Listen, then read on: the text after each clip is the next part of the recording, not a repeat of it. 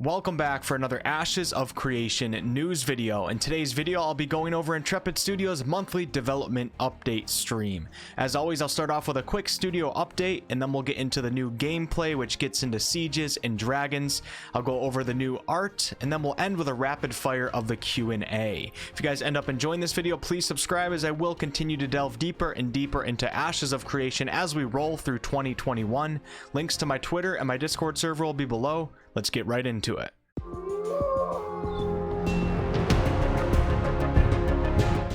Those of you that watched my latest news video would know that Intrepid Studios had to delay the Alpha 1, to which they gave us a new updated schedule. Intermittent Alpha 1 preview spot testing is currently going on and will continue through June 1st. The next Alpha 1 preview will start on May 14th, lasting 1 week long, and the actual Alpha 1 is still planned for June 1st through the 30th. For both of these tests, the NDA will be lifted, so get ready for some Ashes of Creation content. The good news is that Intrepid Studios will be opening up the Alpha 1 sales again on May 5th, meaning you can back the game to get into the Alpha. The bad news is that you need to be a part of the $500 package. Those of you who have already backed the game, there will be upgrade packs available. The $500 package will come with a ton of other benefits, which obviously it should, but we have yet to see this list, so I'm going to refrain from commenting on this at the moment. This is obviously a more exclusive type of event only for people who are really taking this seriously, that want to back the company and also have a bit of nobility in their blood. Intrepid has said that this alpha is not for people who want to play the game as a game. It's going to be a major testing phase with bugs, crashes, unfinished content, delays, etc. I would probably tell most of you not to buy this unless the extra benefits really look amazing to you and you have an unbelievable faith in this company. It's a lot of money. So you might just want to wait and see what Intrepid does with Alpha 2 or the beta.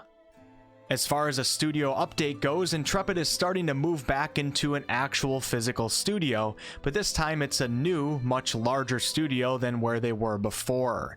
They hope to be fully moved in by July, where we can expect to see studio tour videos, dev diaries, and streams where people are actually together.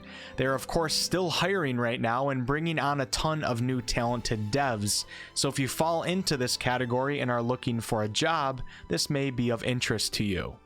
Now on to the fun part, the gameplay. To start off, we of course got to see some mounts. The rhino-looking mount is called the Warhorn.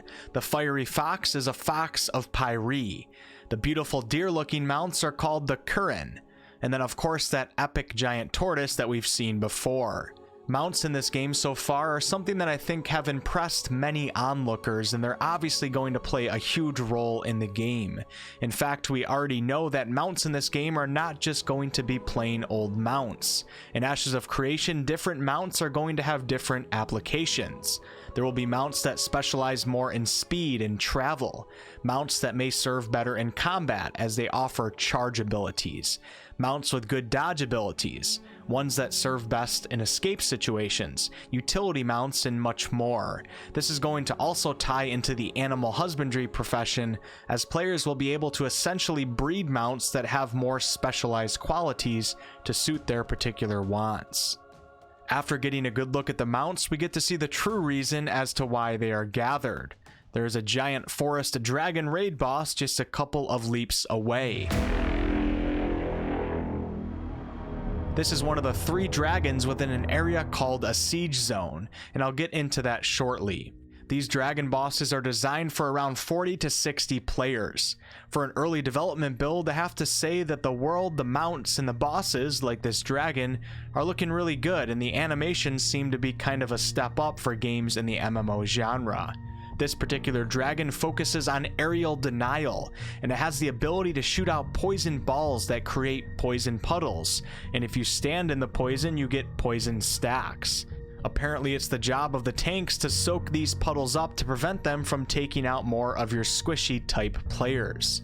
We also got to see the dragon using a poison breath attack, and perhaps the most interesting mechanic in this fight was the ground-based shockwave that it can send out when it leaps into the air. If players are able to jump at the right time, they can avoid being knocked over. This shockwave will do more damage the further that it goes out, so if you're a ranged player, you have to really be aware.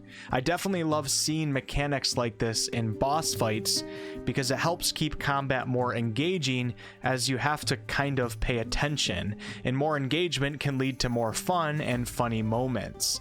When they finally killed the dragon, we got to witness a pretty cool death animation, which adds a bit of fun to the victory. Oh, I think we got him! There we go. Pushed him. Good as two. Oh, good as good. After killing this poison dragon, we watched Steven, the creative director, take flight and head over to observe a fire dragon in this same siege zone. Apparently, when fighting this fire dragon, if your raid group is not dealing with the mechanics efficiently, the dragon can actually start doing an attack that one-shots players. Not far in the distance from this dragon, we can see an unfinished castle, which is what this siege zone is all about. For castle sieges in Alpha 1, players will have the ability to join a guild, and guilds can register for these sieges on a daily basis. The castle siege events will be 3 hours long, and at first they'll be 100 versus 100, attackers versus defenders. The ultimate goal here is for the attacking players to take over the castle within the time limit, and of course the defending players attempt to defend it. Attackers will start on the opposite end of the siege zone, and the siege zone is what we're watching in the gameplay, and they'll have trebuchets that they can drive over to help in their attack. Once inside the castle walls, the attacking side will attempt to capture a relic from the defenders, and if they are successful, they win. The ones who prove victorious will have access in the open world to a steward at the castle, and that steward can give them all sorts of rewards, from cloaks to different mounts, and so on. Now, the dragon raid bosses in this area will offer players a chance to receive a significant buff if they think it's worth the risk in attempting to kill the dragons. This buff will ultimately help players in their castle siege or defense efforts. It's also important to note that there will be some unique resources in these siege areas during the siege that players can try to gather, and some of these resources will be required to craft some of the top Alpha 1 gear. And the third dragon that we got to see is a frost or ice dragon called the Elder Dragon of Tundra. This dragon boss has the ability to freeze players in blocks of ice, which will oftentimes lead them to suffering a brutal dragon death. This dragon, like much of the other content, is obviously unfinished and not in its final form, nor will it be in the Alpha 1. We also got to see some sort of AoE frosty ice wave attack, which looks really difficult to actually avoid, and apparently this wave will add slow stacks to players, and if you get too many of these stacks, you'll end up freezing and no longer be able to avoid the dragon's other attacks. Alright, now let's quickly go over some of the new art that we got to see and then get right into the Q&A. The 3D models that you're seeing right now are some sort of creatures or humanoids of the withered wood. They didn't really explain if they're NPCs or if this is an armor set. I'm not really sure, but either way it looks pretty epic. This armor set is called the Face of Sorrow, and we can see it displayed on a dwarf and a human. This model is a Phantom Val work in progress. It's obviously got a weird tentacle octopus-like theme going on, and it's quite creepy. This is a 3D model of a zombie-looking wild dog, and it's called a Shatterclaw. I couldn't quite make out what Intrepid was saying during this part, so I'm not really sure if it's a mount or if it's just a monster in the world. Whatever it is, I do like the dark approach that is being taken with some of the designs. This armor set is called the Steel Soul. I think that's what they said. We have seen this before, but this is an updated version. This armor set is one of my personal favorites, and it's called the Titan Bark set, and it seems to have a very noble nature type feel to it. And last but not least is a mount called the Flail Runner. Once again, Intrepid is making the mounts look really, really good. There's going to be such a large variety of them. If you made it this far in the video, I appreciate it, and let me know below in the comments, as it's a really big help to the channel overall. And to end the video, I'll quickly go over some of the answers to the Q&A.